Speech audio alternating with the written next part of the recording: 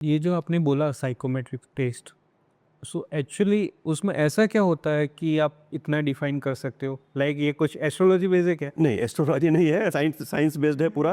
क्योंकि क्या है कि अ, एक बच्चा जब अपने को रिफ्लेक्ट करता है अलग अलग सिचुएशंस में, तो उस रिफ्लेक्शन के उसके इनर कोर से निकल के आता है। पहले वो थोड़ा सा मान लीजिए आइडियल आंसर्स देगा, लेकिन धीरे धीरे वो इनर कोर से उसकी चीज़ें निकल के आएंगी। जब स्पॉन्टेनिटी आने लगेगी तो वो इनर कोर से निकल के आने लगेगी चीज़ें। अब जब उन सारी चीज़ों को कंबाइन किया जाए कि इस सवाल का जवाब उसने इस तरह से क्यों दिया, इस सवाल का जवाब इसने इस तरह से क्यों दिया, ऐसे हमारे 100 क्वेश्चंस हो गए, 120 हो गए। एआई पे डिपेंड करता है बच्चा कितना क्लियर आंसर दे रहा है, उतना कम क्वेश्चन होंगे। जितना कंफ्यूज कर रहा है एआई को, उतना ज़्यादा क्वेश्चन पूछेगा वो। तो जब तक वो कंक्लूड नहीं कर लेता कि सारे डॉट्स को मिला पाया, तब तक वो क्वेश्चन पूछता रहता है। ठीक है। और उसके बाद एक रिपोर्ट बनती है। उस रिपोर्ट में हम ये जान पाते हैं कि बच्चे के पढ़ने के तरीके क्या हैं। जैसे कुछ लोगों की लर्निंग होती है by books, reading and writing की। राइट। ठीक है, that is a traditional way of learning. कुछ बच्चों की लर्निंग होती है by looking at the videos. आजकल वीडियो देख करके बच्चे सीख रहे हैं, ऑडियो देख के सुन के सीख रहे हैं। ठीक है। कुछ बच्चे होते हैं काइनेस्थेटिक लर्निंग के होते हैं कि वो लर्निंग बाय डूइंग होते हैं। ठीक है। तो लर्निंग पैटर्न उसका कैसा है। फिर दूसरी चीज़ दिखाई देती है उसकी इमोशनल क्वेश्चन कैसी है। ठीक है ना, कि अगर हम उसको टफ टास्क देंगे तो will he is able to take the challenge और ही विल गिव अप। ठीक है। कुछ लोग होते हैं कि मैं टफर टास्क में ही वो उनको इंस्टिगेशन आती है, किक आती है कि वो काम करेंगे। कुछ लोगों को होता है टफर टास्क देख के वो डल हो जाते हैं। राइट। ठीक है ना। तो वो चीज़ हमें पता चलती है इससे। हम उसको डांट करके पढ़ा सकते हैं, उससे काम करा सकते हैं, या उसको पैम्पर करके करा सकते हैं। ठीक है। जिसको डांट करके करा सकते हैं उसको पैम्पर करेंगे तो काम नहीं करने वाला। और जिसको पैम्पर करके काम करा सकते हैं उसको डांट दिया तो जाके किनारे बैठ जाएगा, वो काम नहीं करेगा। True. तो ये सारी चीज़ें मुझे इससे पता चलती है। फिर उसकी पर्सनालिटी कैसी है, इंट्रोवर्ट है, एक्सट्रोवर्ट है, थिंकर है या इंट्यूटिव है। ठीक है।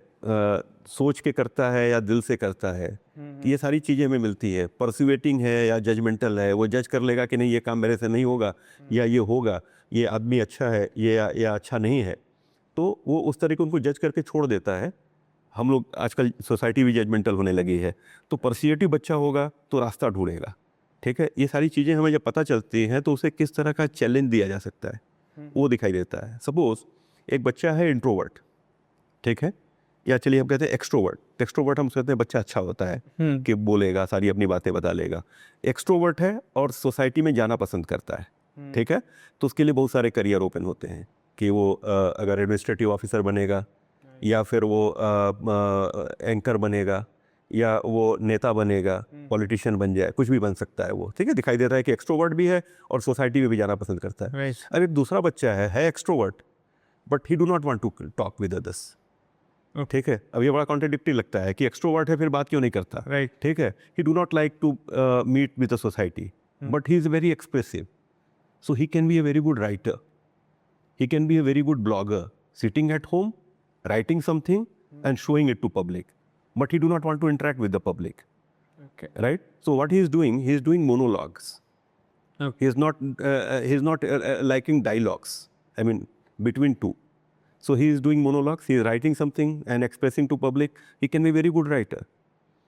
ठीक है। अब एक इंप्रेशन और है कि पॉलिटिशियंस जो होते हैं, जो लीडर होते हैं, वो एक्सट्रोवर्ट होना चाहिए। बट आई बिलीव कि introvert politician is even more stronger. Right. ठीक है। And you name the person जिसको आप बड़ा जानते हैं, वो इंट्रोवर्ट रहा होगा। इवन आज के Modi ji, okay. He is a very introvert person. Right. Right. अगर आप उनकी साइकोमेट्रिक एनालिसिस कराएंगे, यू विल फाइंड इंट्रोवर्ट। उनको पता है चुप कैसे रहना है। ठीक है ना।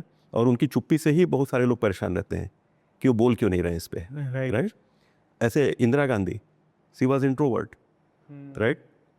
उनको बोला जाता है कि she was Durga, but majority of the time she was introvert.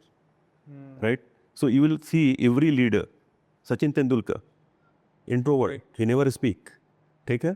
सो आप बहुत सारे लीडर्स को देखेंगे जो टीम को लीड किया है, जो सिस्टम को लीड किया है, दे आर इंट्रोवर्ट्स। सो ये सारी चीज़ें मैप करनी है हमें। मैप करने के बाद जो सिस्टम एक रिपोर्ट देता है, तो ये बड़ा साइंटिफिक रिपोर्ट है।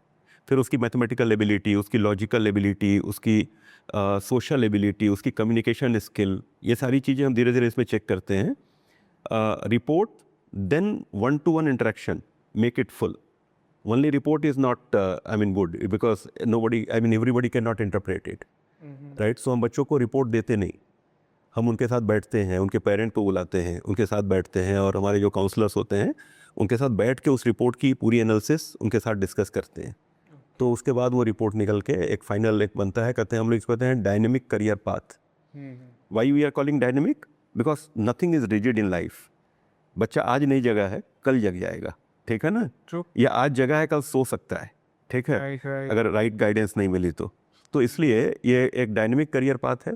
उसके साथ चेंज होता है. जैसे गूगल हमें एक रास्ता दिखाता है, but it is always dynamic. अगर हमने कोई गलती की तो उसने दूसरा रास्ता दिखाएगा, Right. ठीक है. हम किसी दूसरे रूट पे चले गए तो उसे फिर से रास्ता री एक्सेस करके एक नया रास्ता मैप करेगा. Right. तो इसी तरह ये डायनेमिक करियर पाथ है. ये हम लोग जो बना के दे रहे हैं, it is very scientific and it is proven in last 15-18 years with us.